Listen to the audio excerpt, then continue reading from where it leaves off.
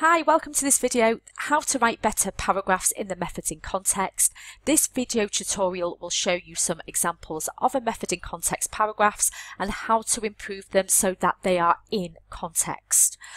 Just a quick reminder about what the methods in context is. It's on paper 1, you've got 30 minutes to answer it, it's worth 20 marks. You're given strengths and weaknesses of a method, but the main focus is to apply to the context given from education.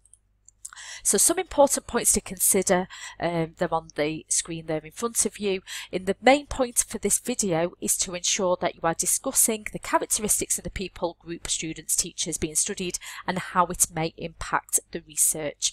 So let's improve some paragraphs. So here is student 1. Using the traffic warden test, which was on the last video that I've just posted, this answer failed the test. It is not in context. So what I want to do is make it better. So here is my improved paragraph with some context applied, and what I have added here is some context or background about the pupils who potentially could be expelled in an observation scenario, giving some information about the pupils to why they might change the behaviour, and I have underlined the bits that I have added. So this means that the paragraph has become more developed and a lot chunkier. So for example, if you're talking about students changing their behaviour or pupils changing their behaviour and causing the Hawthorne effect, you want to be saying, well, why? So here is what I've added. The pupils that are at risk of being expelled usually have a negative or hostile relationship with their teachers. So the researcher observing them might be viewed as a teacher as well, that they're being spied on, that they're being picked on. They might, they might feel that they are being investigated in some way, and because of this they're going to change their behaviour.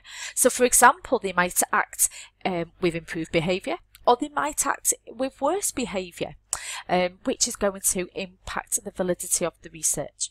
What I would advise is that you imagine yourself back at school, and what and who were the difficult students? How did they act? How did they act when a teacher was in the room? How did they act when they were asked to take part in anything that is deemed extracurricular? Did they want to do it?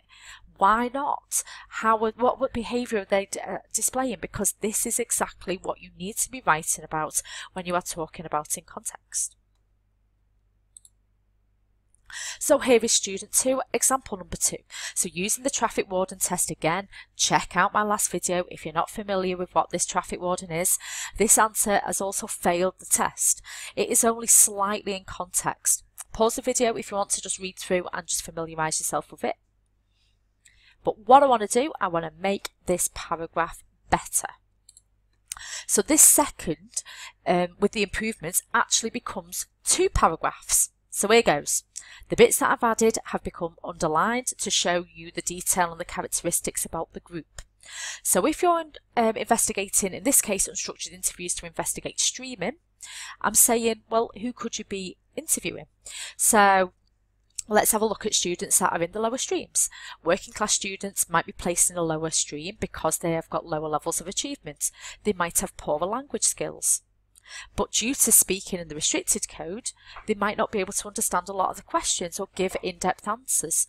Now the good thing about this is you can reword the questions so that the students in the lower stream can understand what they're talking about, and this will gain you more valid understanding of the students or the pupils that are in the lower stream. So what other points could you be discussing could be flipped by looking at this from a different angle? You want to find out about streaming, so you could ask students that are in the top streams, what are they like?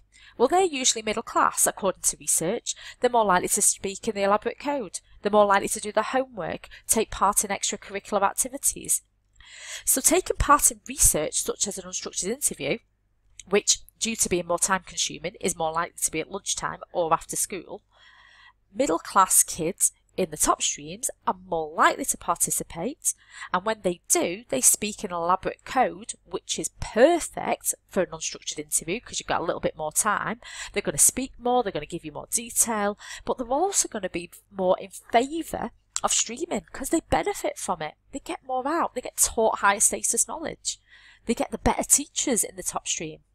And this is going to skew the research, because when you compare it to the bottom streams, they're going to have more of a negative impact and a negative view about streaming.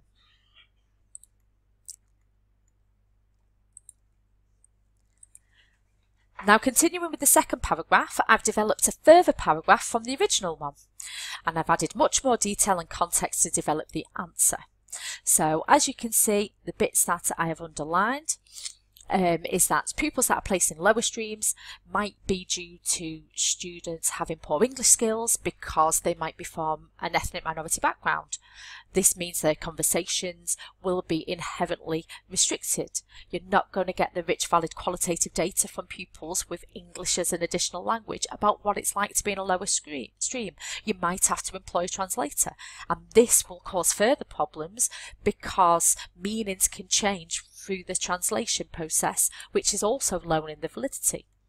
But as you can see, there's also positives of using unstructured interviews, because the fact that they are unstructured, that you it's a better method compared to structured research, that students that are younger, that have limited English speaking skills, you can reword the questions, which means that you can benefit them as well.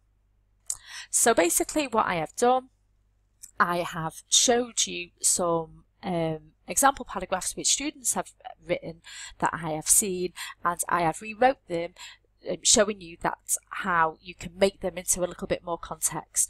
And what I would encourage you to do is have a go at writing paragraphs, apply the traffic warden tests, rewrite the paragraphs, add more detail and context to improve them, like what I have done here. There are so many contexts and methods that you could be asked about. Your teachers, I know myself, we do not have the time to go through every single possible context and method combination.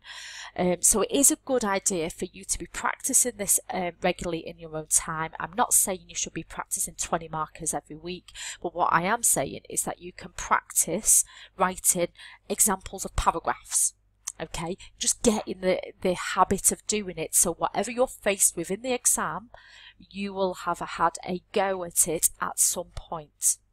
Do it with other students, split the work, swap over, mark each other's, apply the traffic warden tests, just so you are continuing practicing, and it's all about skills development. But as always, thank you for watching. I always appreciate any feedback that you give me. If you appreciate what you've watched, click like. If you want to see more, subscribe, and any questions that you have, please leave a comment. There are more videos on methods and context if you want to check them out. Links are below. But as always, have a great evening, and thank you for listening.